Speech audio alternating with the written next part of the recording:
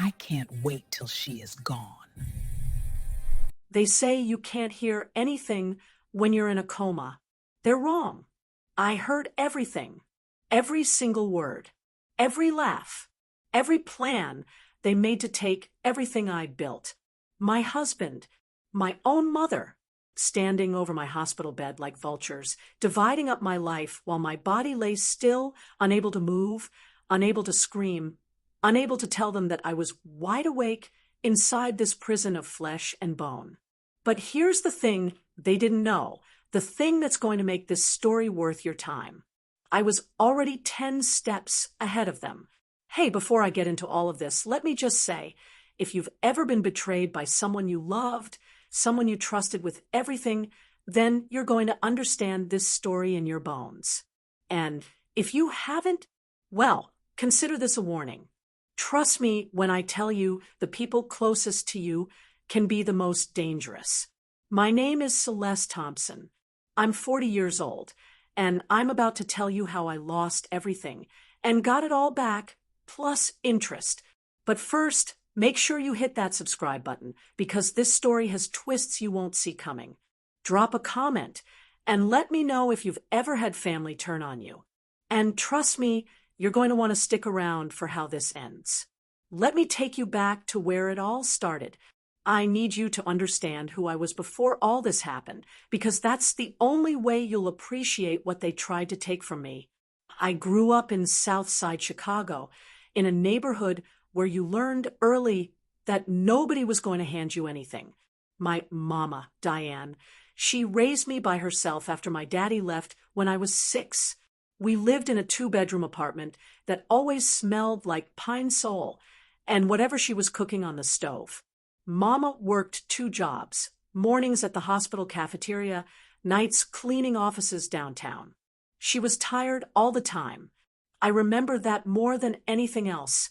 The way she'd come home at 11 at night and just sink into the couch, her feet swollen in those white orthopedic shoes. "Celeste," she'd say to me, "you're going to do better than this. You hear me? You're going to make something of yourself." And I believed her. God, I believed her with everything in me.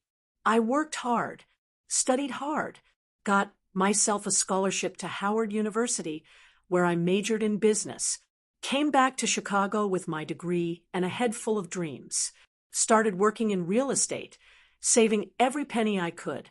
While other women my age were out at clubs every weekend, I was reading investment books and going to open houses. By the time I was 30, I'd bought my first property, a small duplex on the west side. Nothing fancy, but it was mine.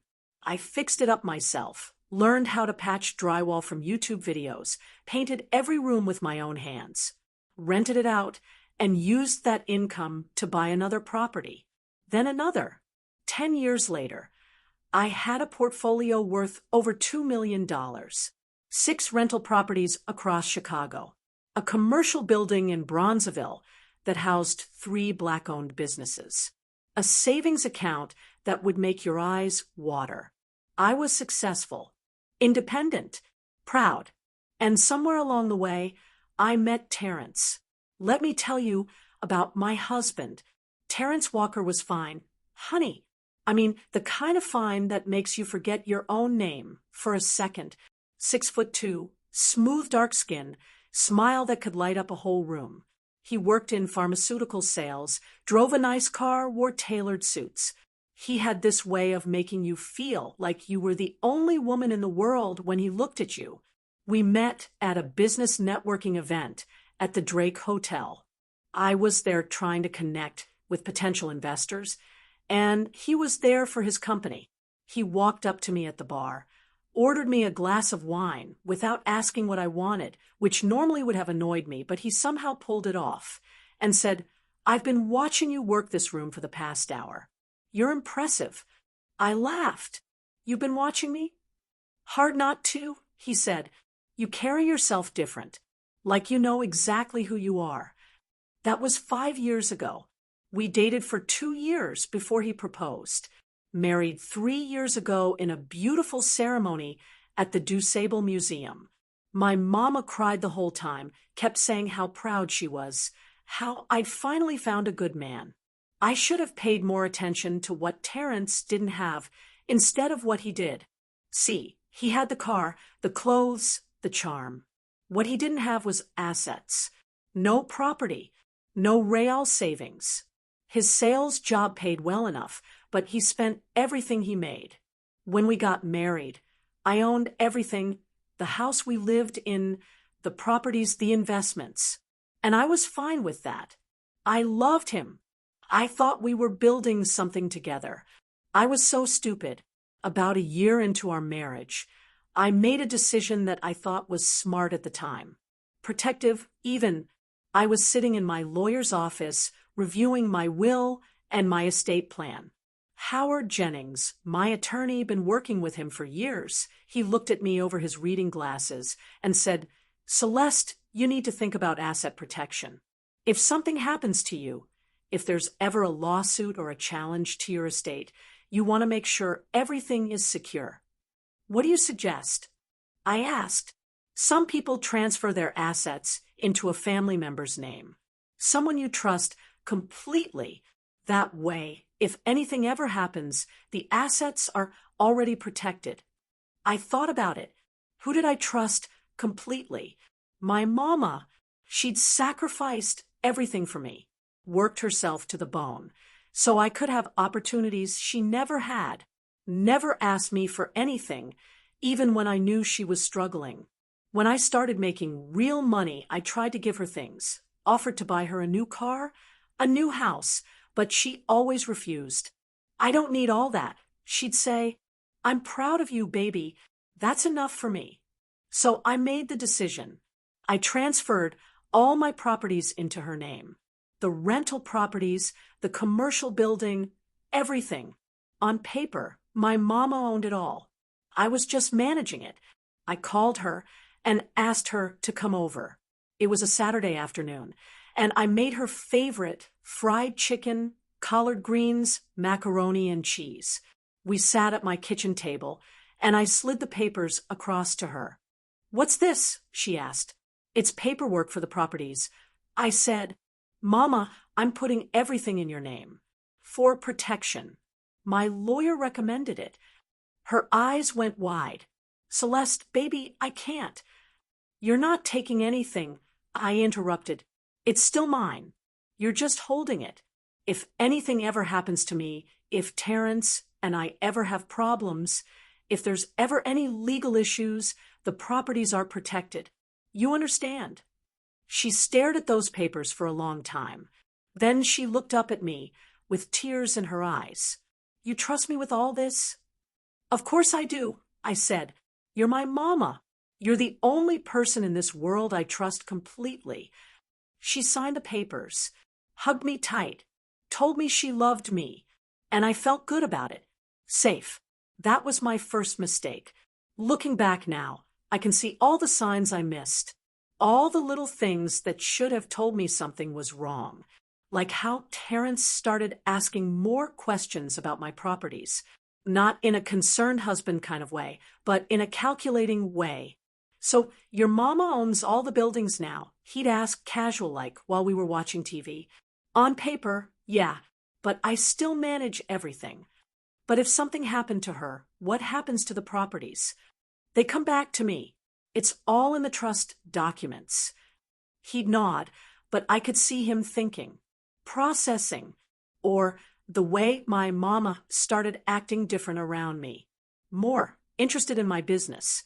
She'd never cared much about my real estate investments before, never wanted to hear about tenant issues or property values.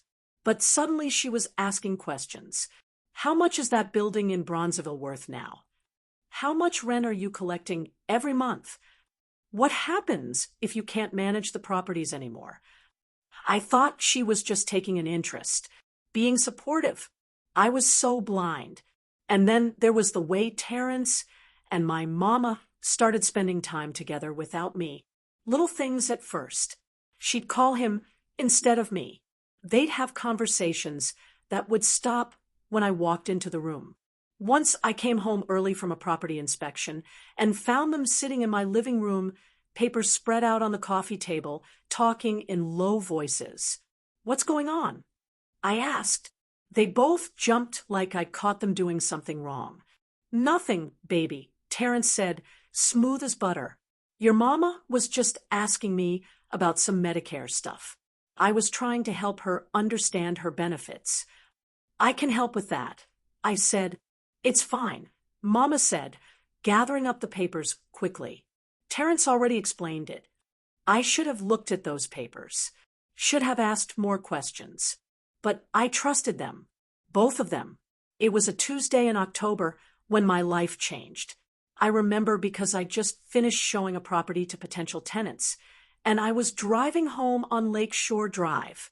The sun was setting over the lake, turning the water all orange and gold, and I was thinking about what to make for dinner. I never saw the truck.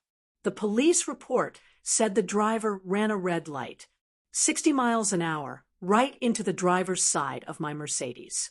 The impact was so hard that my car spun 3 times before slamming into a concrete barrier. I don't remember any of it. What I remember is waking up, except I didn't wake up, not really. I became aware. That's the only way I can describe it. Like someone slowly turning up the volume on a radio that's been playing in another room. First, I heard sounds. Beeping. Steady, rhythmic beeping. Then voices, muffled and distant. Then I felt things, the weight of blankets on my body, something in my throat, pain everywhere. I tried to open my eyes. Nothing. Tried to move my hand. Nothing. Tried to scream. Nothing. I was trapped inside my own body, aware, but unable to move, unable to speak, unable to do anything except listen. The doctors called it locked-in syndrome. I learned later, a rare condition where you're conscious but completely paralyzed except for small eye movements. But even my eyes wouldn't move at first. I could hear the doctors talking to Terrence and my mama outside my room. The damage to her brain was severe, the doctor said. The scans show activity, but we don't know if she's truly conscious. Many patients in this state never wake up. How long before we know? That was Terrence's voice. It could be days, weeks, months, or never. We just don't know. I wanted to scream. "I'm here. I'm awake. I can hear you." But nothing came out. It was on the 3rd day that I heard the conversation that changed everything. I'd been lying there, trapped in the dark, listening to the beeps and the nurses coming in and out. Terrence and my mama had been there every day, sitting by my bed, talking to me like I might be able to hear them. "You're going to be okay, baby," Mama would say, holding my hand. "We're here for you," Terrence would add. "We're not going anywhere." I wanted so badly to believe them. Then, late one night, I heard them talking. They thought I was asleep, or maybe they just didn't care. "How long do you think we have to keep this up?" That was Terrence, his voice low. "Keep what up?" Mama asked. "This. Sitting here. Pretending." There was a pause. Then my mama laughed. Actually laughed. "Not much longer, I hope.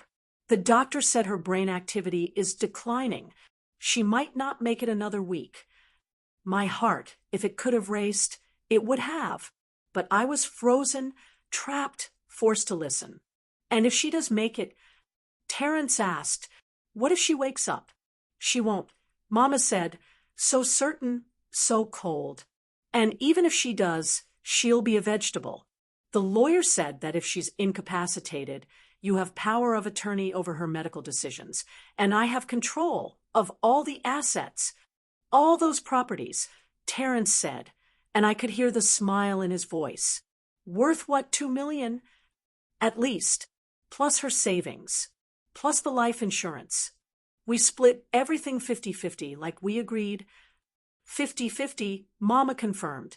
I felt like I was falling, like the bed had opened up beneath me, and I was dropping through space, through darkness, through a nightmare I couldn't wake up from.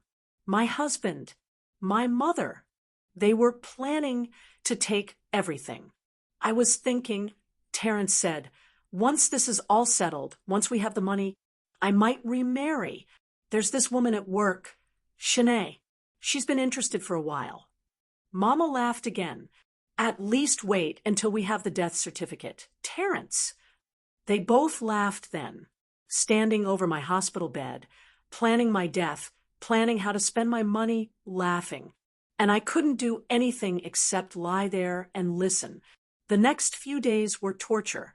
I'm not talking about physical pain, though there was plenty of that. I'm talking about the mental torture of hearing the two people I loved most in the world reveal themselves as monsters. They came every day, sat by my bed, talked to me like they cared. "We're praying for you, baby," Mama would say, squeezing my hand. "You're so strong," Terrence would add. "You're going to pull through this."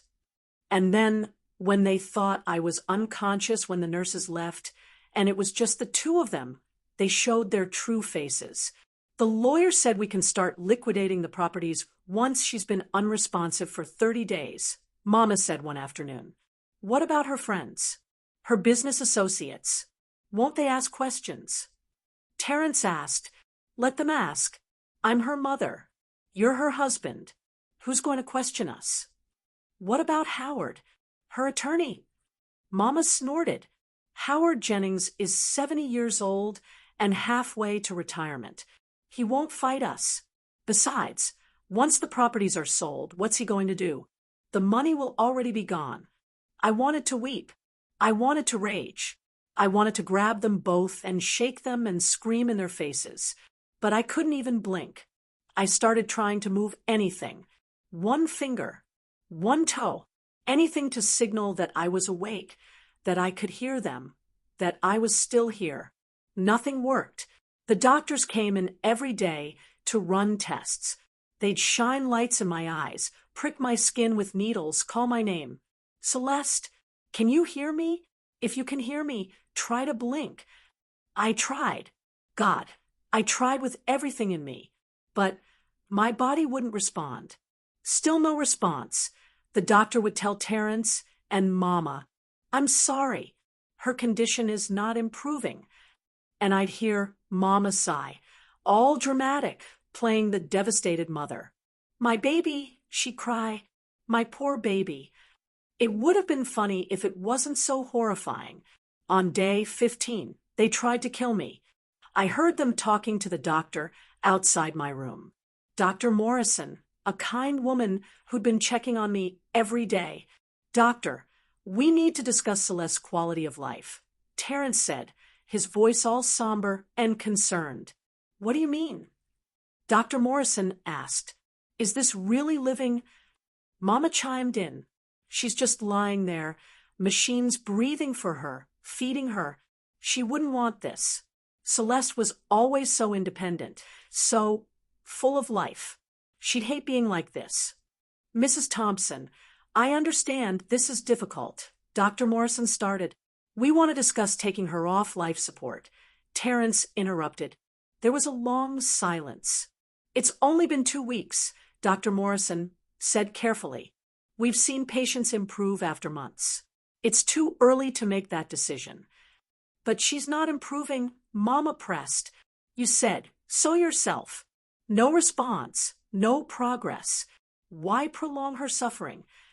"We don't know that she's suffering," Dr. Morrison said firmly, "and I cannot in good conscience recommend ending life support at this stage." I could hear the frustration in Terrence's voice. "We're her family. Don't we have the right to make this decision?" "You do," Dr. Morrison said, "but I would strongly advise waiting. Give her more time." They didn't push it that day, but I knew they would try again. And that's when I got angry, really truly angry. I'd been scared before, terrified, helpless, but now I was furious.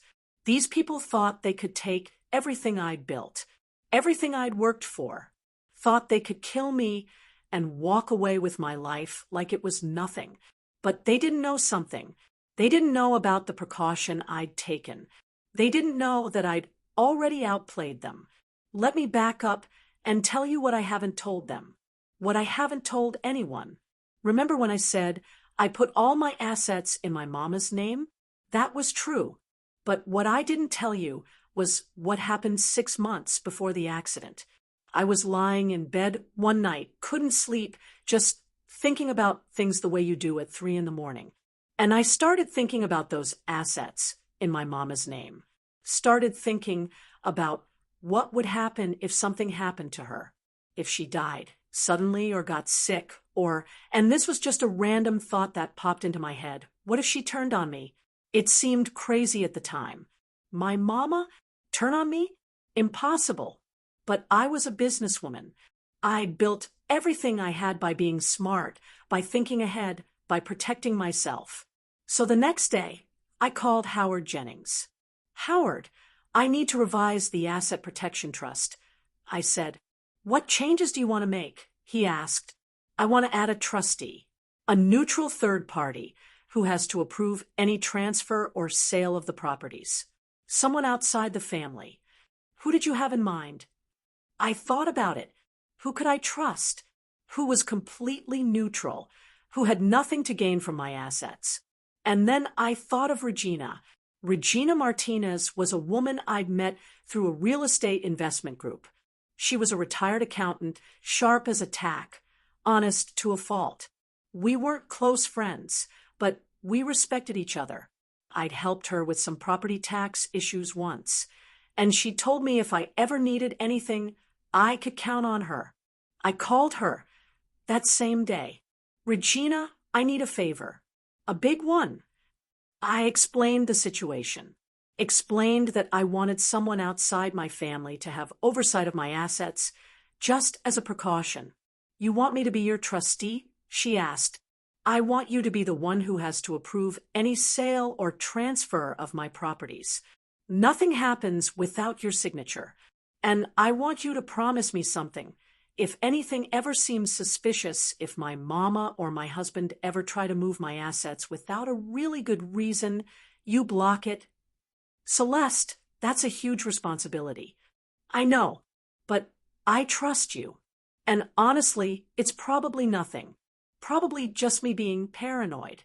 But I'd feel better knowing someone was watching out for my interests. She agreed. Howard drew up new documents. We revoked the old trust and created a new one. My mama still had nominal ownership of the properties, but she couldn't do anything with them without Regina's approval and signature. And here's the kicker. I never told my mama about the change. She had no idea that the power she thought she had was gone. Neither did Terrence. So when I was lying in that hospital bed, listening to them plan how they were going to liquidate my properties and split the money, I wanted to laugh.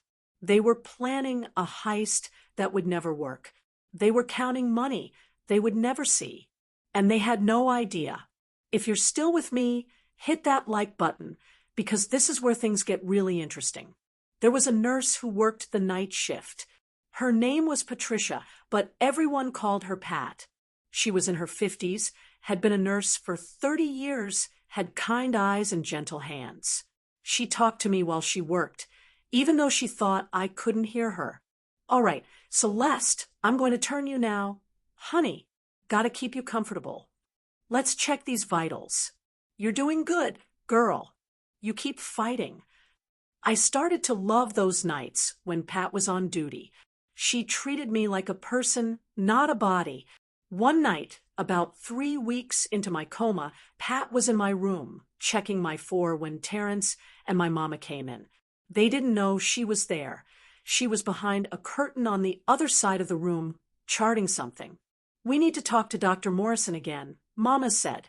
Push harder about the life support. She's not going to agree, Terrence said. She's too ethical. Then we go over her head. Talk to the hospital administration. We're the family. We have rights. What if there's an investigation? Terrence asked, what if someone questions why we're so eager to pull the plug? Mama laughed, bitter and cold.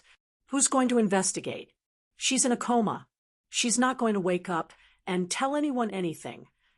I heard Pat suck in a breath behind the curtain.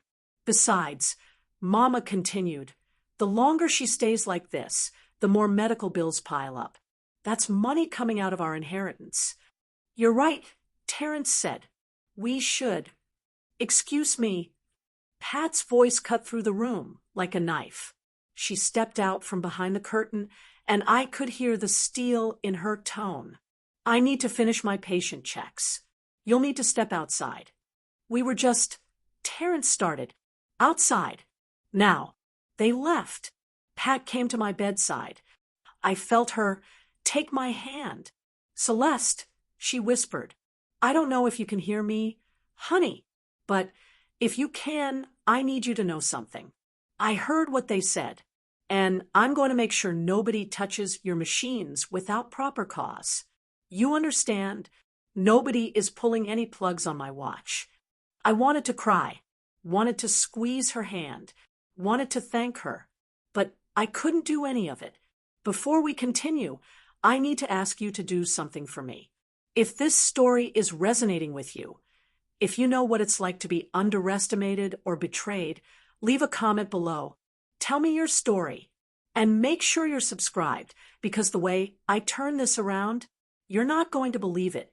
The next day, Pat went to the hospital ethics board. I didn't know this at the time, of course. I only learned about it later, but Pat reported what she'd heard, expressed concerns about my husband and mother's eagerness to end my life support, and requested that any decision about my care be reviewed by a committee. The hospital took it seriously. Dr. Morrison came into my room that afternoon with Terrence and Mama. I need to inform you that a concern has been raised about Celeste's care, she said. Before any decisions are made about life support or end-of-life care, there will need to be a full review by our ethics committee. A concern? By who? Terrence demanded. I can't disclose that information, Dr. Morrison said. But the process is in place to protect patients. The review will take several weeks. I could feel the fury radiating off both of them. This is ridiculous, Mama said. We're her family. We know what's best for her. The process is what it is, Dr. Morrison said firmly. In the meantime, we'll continue to monitor Celeste and provide the best care possible. After the doctor left, Terrence and Mama didn't even try to hide their anger. Someone is interfering, Mama hissed. Who could it be? One of the nurses, Terrence said. Has to be. They're always in here. We need to be more careful, Mama said. We can't talk about this here anymore. So they stopped discussing their plans in my room. But I'd already heard enough. And I was starting to feel something. Not movement, not yet, but sensation. Little tingles in my fingers, my toes. Like my body was slowly waking up, piece by piece. I focused on it, concentrated all my energy on moving just one finger. Come on, Celeste. Move, move. Days went by, then weeks. And then, finally, one morning when Pat was checking my vitals, I felt it. My right index finger twitched. Just the smallest movement. Barely anything. But it was something. Pat didn't notice. But I knew. I felt it. I was coming back. While I was trapped in my hospital bed, Regina Martinez was doing her job. I found out later that about 2 weeks into my coma, Howard Jennings called her. Regina, I need to inform you of something, he said. Celeste Thompson has been in a serious accident. She's in a coma at Northwestern Memorial. Oh my God, Regina said. Is she going to be okay? We don't know yet, but I'm calling because as trustee of her Asset Protection Trust, you need to be aware of any attempts to access or transfer her properties. Has someone tried something? Not yet, but Celeste's mother, Diane Thompson, called my office yesterday asking about the process for selling the properties. Regina went quiet. Celeste is in a coma, and her mother is already trying to sell her properties. That's why Celeste set up the trust the way she did, Howard said. She was smart. She protected herself. What do I need to do? Just be aware. If Diane or anyone else contacts you about selling or transferring any of Celeste's assets, you deny approval. The trust documents are clear. Any such action requires your signature and approval, and it can only be done if it's in Celeste's best interest. Trust me, Regina said. Nobody is touching those properties. Sure enough, a week later, Diane called Regina. Hello, Regina? This is Diane Thompson, Celeste's mother. Hello, Mrs. Thompson. I heard about Celeste. I'm so sorry. Yes, well, it's a difficult time. Diane's voice was syrupy sweet. I'm calling because we need to discuss the properties. With Celeste unable to manage them, we need to make some decisions. What kind of decisions? Regina asked, playing dumb. Well, the tenants still need to be managed, maintenance needs to be handled. And honestly, with the medical bills piling up, we're thinking it might be best to sell a few of the properties to cover expenses. I see, Regina said. Well, as trustee, I'd need to review any sale proposal very carefully, and I'd need documentation that selling the properties is truly in Celeste's best interest. There was a pause. I'm her mother. I'm acting in her best interest. I'm sure you are, Regina said smoothly, but the trust requires certain procedures. Why don't you have your attorney contact me with a formal proposal? Diane's voice got colder. I don't think you understand. Those properties are in my name. I can sell them if I want to. Actually, Mrs. Thompson, that's not quite accurate. The properties are held in trust, and I'm the trustee. You can't sell anything without my approval and signature. I'm surprised your attorney didn't explain this to you. Silence on the other end. Then Diane hung up. Regina immediately called Howard. We've got a problem. It was week 7 when I opened my eyes. Pat was checking my vitals, talking to me like she always did. Good morning, Celeste. It's a beautiful day outside. Wish you could see it. The leaves are changing, all gold and red. And suddenly I could see it. Not the leaves I was inside, but I could see light. Pat's face above me. The ceiling. The machines. I blinked. Pat's eyes went wide. Oh my God. Celeste, can you hear me? I blinked again. Deliberately this time. You can hear me. Oh my God, you're awake. Stay with me. Honey, don't go anywhere. I'm getting the doctor. She ran out of the room, and I heard her shouting. Dr. Morrison. She's awake. Celeste Thompson is awake. Within minutes, my room was full of people. Doctors, nurses, all checking me, asking me questions. Celeste, if you can hear me, blink once. I blinked. Can you move your fingers? I concentrated. My right index finger moved. They were ecstatic. Started running tests, checking reflexes, monitoring brain activity. This is remarkable, Dr. Morrison said.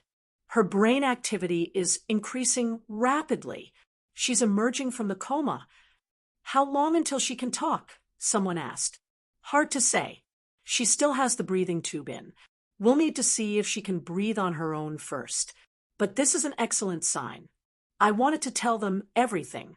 Wanted to warn them about Terrence and my mama.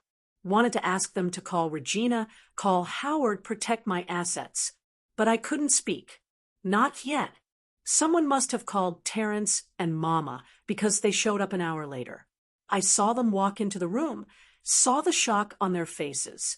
She's awake, Mama said, and I could hear the panic in her voice, even though she was trying to hide it. Her eyes are open and she's responsive. Dr. Morrison said, It's still early, but this is very encouraging. Terrence came to my bedside, took my hand. To anyone watching, he looked like a devoted husband, overcome with relief. But I could see his eyes. I could see the calculation, the fear. Baby, he said, you're awake. Thank God. We've been so worried. I looked at him, really looked at him. And I saw him realize. I was aware. I was conscious. I knew. His hand tightened on mine, almost painful. "We need to give her time to rest," Dr. Morrison said. "She's been through a lot. Let's not overwhelm her." They ushered everyone out, including Terrence and Mama. But as they left, I heard Mama whisper to Terrence in the hallway, "This changes everything." "I know," Terrence whispered back. "If she can talk, if she tells people." "She won't. How can she? She's still weak, still recovering. And even if she does say something, who's going to believe her? We'll just say she's confused, disoriented from the coma. Brain injury. What about the properties? We move fast. Tomorrow, we contact every attorney we can find. Tell them we need to sell immediately for medical expenses. Someone will help us." I closed my eyes, but I wasn't sleeping. I was planning. It took another week before they removed the breathing tube. Another 3 days before I could speak more than a whisper. But when my voice came back, the first person I asked for was Howard Jennings. "I need my lawyer," I whispered to Pat. "Your lawyer? Honey, are you sure? You're still recovering." "Please," I said. "Howard Jennings." Pat looked uncertain, but she nodded. "I'll see what I can do." Howard came the next day. He was a small, neat man with silver hair and sharp eyes. When he walked into my room and saw me awake, sitting up in bed, tears actually came to his eyes. "Celeste," he said, "my God, they said you might never wake up." I heard everything. I whispered. He pulled a chair close to my bed. "What do you mean?" I was awake the whole time. I heard Terrence and my mama. They're trying to take everything. Howard's face went hard. "Tell me." So I told him everything, every conversation I'd overheard, their plans to pull the plug, their plan to liquidate my assets, everything. Howard listened, his expression getting darker and darker. When I finished, he sat back in his chair and let out a long breath. "You know about the new trust documents, don't you?" he said. "The ones we drew up with Regina as trustee?" I nodded. "Good, because your mother has been calling my office constantly, trying to figure out how to sell the properties. She didn't know about Regina. She thought she had free rein. Did she try to sell?" I whispered. "She tried. Got 3 different attorneys involved, tried to push through sales on 2 of your rental properties. Regina blocked every single one. Your mother is furious, but there's nothing she can do. Those properties aren't going anywhere without Regina's approval, and Regina isn't giving it." I felt tears run down my face. Not sad tears, relieved tears. "Thank you," I whispered. "Don't thank me," Howard said. "Thank yourself. You protected yourself 6 months ago when you had the foresight to change that trust. You saved your own life's work. Celeste, what do I do now?" I asked. Howard leaned forward, his eyes fierce. Now you get better. You recover. You get your strength back. And then, when you're ready, we make sure they never see a penny of what's yours.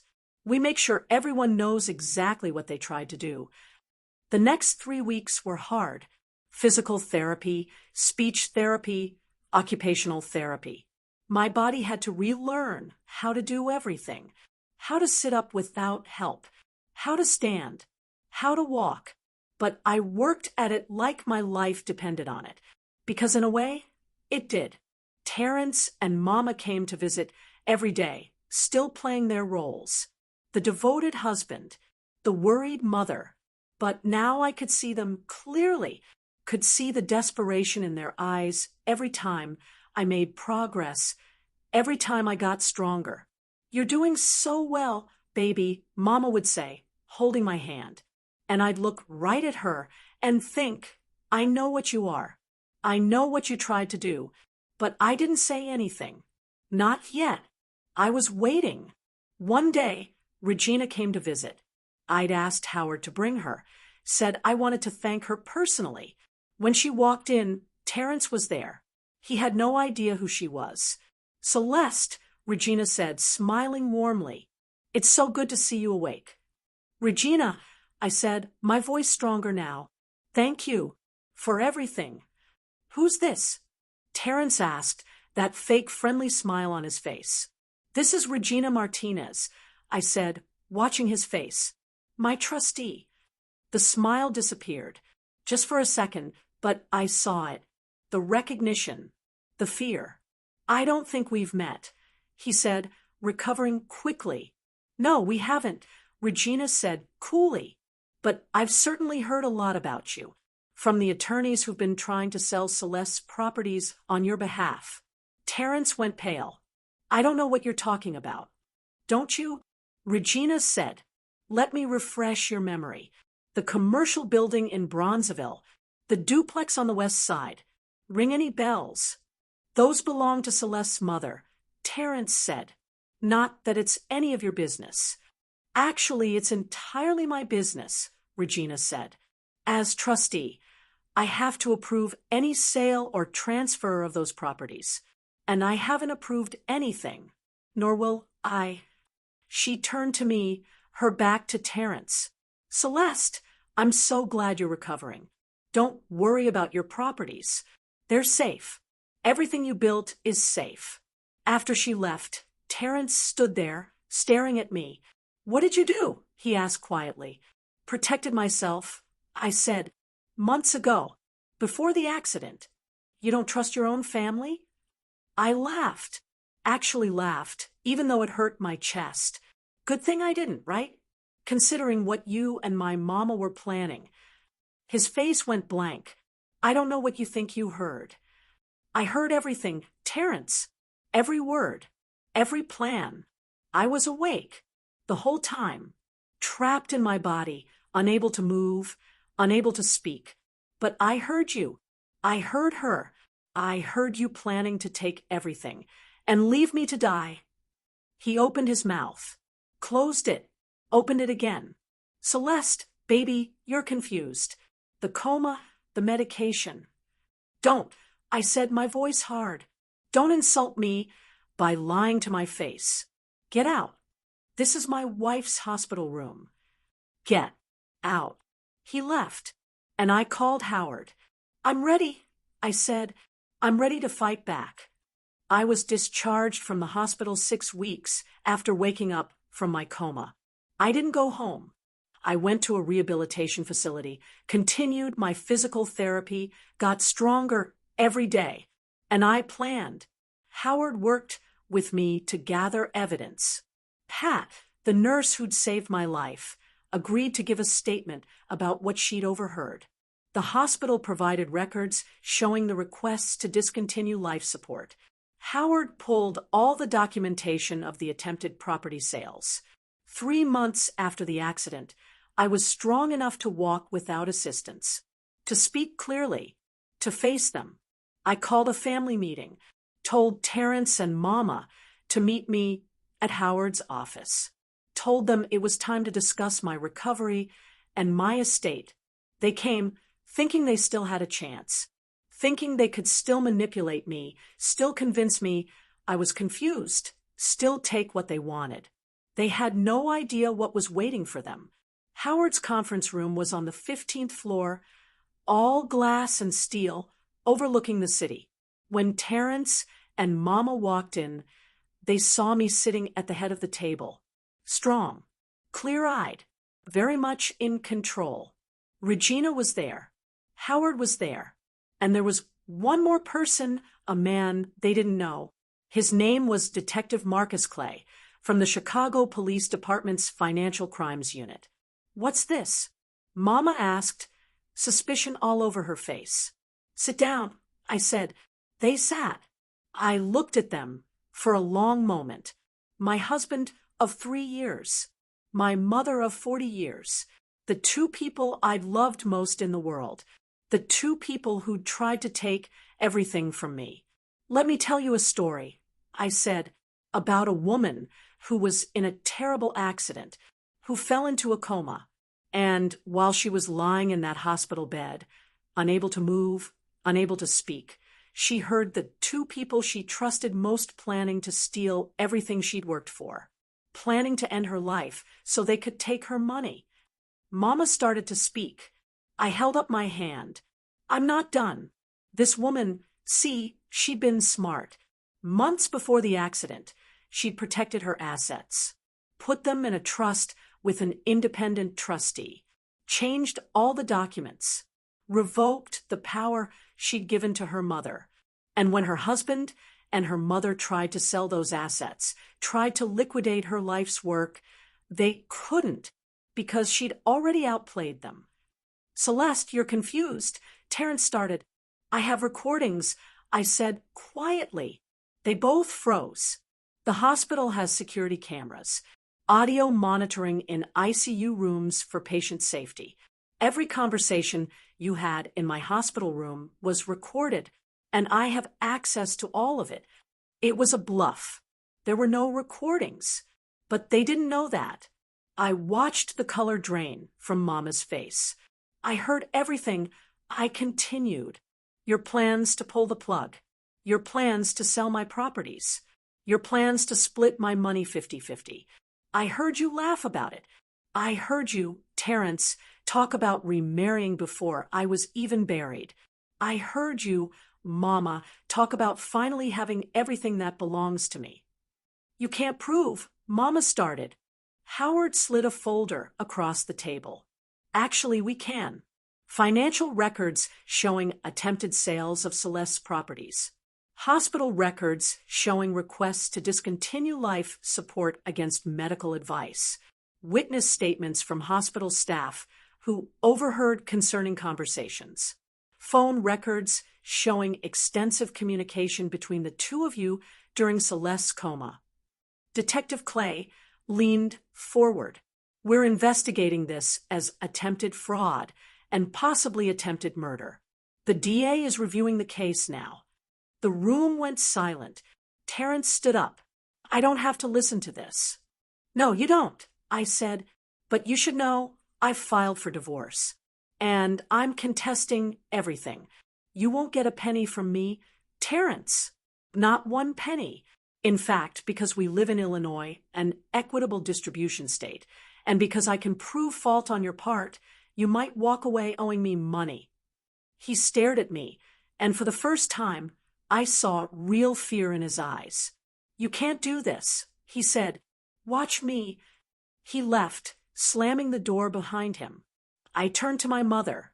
She looked smaller somehow, older, like all the ugliness inside her had finally worked its way to the surface.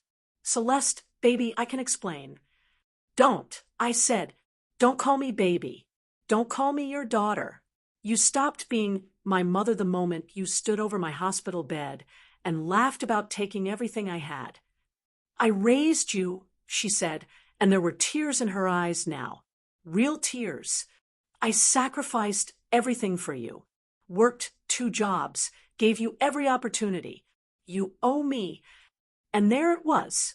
The truth underneath all the betrayal. She thought I owed her. Thought my success, my properties, my money, it was all payment for her sacrifice. You're right, I said quietly. You did sacrifice for me. And I'm grateful. I've tried to pay you back, offered you money, offered to buy you a house, offered to take care of you. And you refused. Remember? You said you didn't need all that. Said you were proud of me. I was proud, she said. No, I said, you were waiting. Waiting for the right moment to take it all. Well, that moment is never coming. I slid another folder across the table to her. These are the new trust documents, showing that all assets held in your name are controlled by Regina Martinez as trustee. You can't sell them. You can't transfer them. You can't do anything with them. And when I'm fully recovered, I'm transferring them all back into my name. You're taking everything from me, she whispered. I'm taking back what's mine. I corrected what was always mine. You never had it, Mama. You were just holding it. And you proved you can't be trusted to hold anything. She started crying then. Big heaving sobs. I felt nothing. Maybe that makes me cold. Maybe I should have felt something, pity, sadness, regret. But I didn't. I stood up. The meeting was over. One more thing, I said at the door. Stay away from me. Both of you. If you come near me, if you contact me, if you try anything else, I'll make sure the police throw every charge at you they can. Attempted fraud, attempted murder, elder abuse, all of it. I walked out of that conference room and didn't look back. The divorce took 8 months. Terrence fought it at first, tried to claim he was entitled to half of everything, tried to argue that he'd supported me, that the properties were marital assets. But Howard was better. We had evidence of the conversations, proof of his intent to defraud me, documentation of everything. In the end, Terrence settled. He got nothing. Not the house, not the properties, not a penny of alimony. He had to move out of my beautiful house on the Gold Coast, the house I'd bought before I even met him. Last I heard, he was living in a studio apartment in Evanston, working the same sales job, trying to date that woman from his office, Shanae. She dumped him after 3 months. Apparently, she'd done her research and found out what he'd tried to do to me. Nobody wants to date a man who tried to pull the plug on his comatose wife so he could steal her money. My mama? I haven't spoken to her since that day in Howard's office. She tried to reach out a few times, called, sent letters, showed up at my house once. I had my lawyer send a cease and desist letter. Some people say I'm too harsh, that she's my mother, that I should forgive her. But those people didn't hear what I heard, didn't lie paralyzed in a hospital bed, listening to their own mother plan their death. Forgiveness is earned, and she hasn't earned it. Maybe someday, but not today. It's been 2 years since the accident now. I'm fully recovered, walk without any assistance. No cognitive impairment. You'd never know I'd been in a coma for 7 weeks. I'm back to managing my properties. In fact, I've expanded, used the money I saved from not having to pay Terrence anything in the divorce to buy 2 more rental properties. My portfolio is worth $3 million now. I've also started a new venture.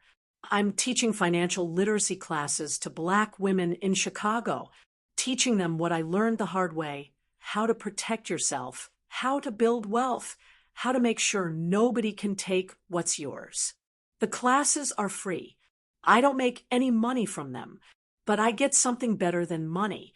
I get to see women's faces light up when they understand that they can build something that's theirs, that they can protect themselves, that they don't have to depend on anyone. I get to see them become strong, and I tell them my story. Not all of it. Some wounds are too private to share publicly, but enough.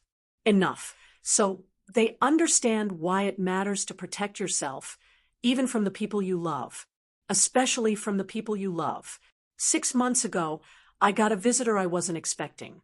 Pat, the nurse who'd saved my life. She'd left the hospital, was working at a different facility now. But she tracked me down because she wanted to see how I was doing. We met for coffee at a little cafe in Bronzeville near my commercial building.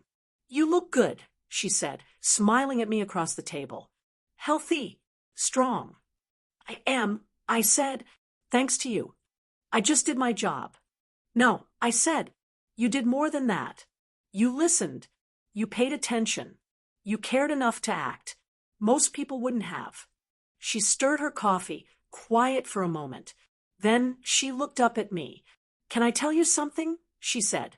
In all my years as a nurse, I've seen a lot of things. I've seen families make hard decisions out of love. And I've seen families make terrible decisions out of greed. What your husband and your mother tried to do. I've never seen anything that cold, that calculated. Yeah, I said. Neither had I. Are you okay? She asked. Really okay? I thought about it. Was I okay? I'm better than okay, I said. I'm free. For the first time in my life, I know exactly who I can trust and who I can't. I know my worth. I know my strength, and I know I can survive anything. Pat reached across the table and squeezed my hand. You're a warrior, she said. No, I said, I'm just a woman who refused to let anyone take what I built. We talked for another hour, and before we parted ways, I asked her something. Why did you do it? I asked, why did you report them? You could have stayed out of it, could have just done your job and gone home. She looked at me for a long moment. Because I have a daughter, she said. And if she was ever lying in a hospital bed, helpless, I'd want someone to protect her. I'd want someone to care enough to do the right thing. I started crying then, just sat there in that cafe and cried. Because for all the betrayal, for all the pain, for all the ugliness I discovered in the people I loved, there were still good people in the world. People like Pat, like Regina, like Howard, people who did the right thing even when it cost them something. Thank you, I whispered. So, what's the moral of this story? What's the lesson? I've thought about it a lot over the past 2 years. And here's what I've learned. Trust yourself first. I know that sounds harsh. I know we're taught to trust family, to honor our mothers, to believe in the people who say they love us. But trust yourself first. Listen to that little voice inside that says something isn't right. Pay attention to the warning signs. Protect yourself, even when it feels paranoid or unnecessary. Because the truth is, you never know when you're going to need that protection. I set up that trust with Regina 6 months before my accident. I had no idea it would save me. I just had a feeling, a nagging sense that something wasn't quite right, that I needed to be more careful. And that feeling saved my life's work. Second lesson, document everything. When I was recovering, Howard told me something that stuck with me. He said, in life and in law, what matters isn't what you know, it's what you can prove. I couldn't prove Terrence and my mama were planning to betray me until I had witnesses, documentation, evidence. So document everything. Keep records. Save emails. Get things in writing. Because if the worst happens, you'll need that proof. Third lesson, build your own table. I used to think family was everything. Used to think blood meant something sacred, something unbreakable. But family isn't always the people you're born to. Sometimes family is the people who show up for you when it matters most. Pat wasn't my family. Regina wasn't my family. Howard wasn't my family. But they protected me when my actual family tried to destroy me. So build your own table. Find your people. Create your family from the ones who prove themselves worthy. And final lesson, you're stronger than you think. I thought being in that coma would break me. Thought hearing what I heard would destroy me. But I survived it. I came out the other side stronger, smarter, more aware. You have that strength in you too. Whatever you're facing, whatever betrayal or difficulty or challenge is in your life, you can survive it. You can more than survive it. You can win. It's a Saturday morning as I finish telling you this story. I'm sitting on my back porch, drinking coffee, looking out at the garden I planted last spring. Roses, hydrangeas, lavender. I did all the work myself, got dirt under my fingernails, learned how to make things grow. My phone rings. It's Regina. Good morning, Celeste. She says, just wanted to let you know, I got another call from your mother's attorney yesterday. What did they want? Access to one of the properties for an inspection. I told them no. I smile. Thank you. Always, she says. How are you doing? I'm good, I say, and I mean it. We talk for a few more minutes, then hang up. I sit there in my garden, in my house on the property I own, and I think about how far I've come. From that hospital bed, where I lay paralyzed, listening to my own mother and husband plan my death, to here, to freedom, to victory. Because here's the thing they didn't understand, the thing they couldn't see. I wasn't just lying there waiting to die. I was listening, learning, planning. I was 10 steps ahead of them the whole time. Terrence thought he was going to marry someone else and live off my money. Mama thought she was finally going to have everything that belonged to me. But what they didn't know, what they couldn't have known, was that I'd already protected myself. I'd already won. He thought I was dying. What he didn't know was that I was already winning. Thank you for listening to my story. I know it was long. I know it was heavy, but I wanted you to hear all of it, the betrayal, the pain, the fight, and yes, the victory. Because if you're going through something right now, if someone is trying to take from you, if you feel helpless or trapped or defeated, I need you to hear this. You are not alone. You are stronger than you know, and you can win. Protect yourself. Trust yourself. Build your own table with people who truly have your back. And never, ever let anyone make you think you're worth less than everything you've built. If this story resonated with you, please hit that like button, drop a comment telling me what part hit you the hardest, and subscribe for more stories like this. My name is Celeste Thompson, and I'm living proof that you can survive anything, even your own family. Be blessed, stay strong, and remember, you're already winning even when they think you're losing. Peace.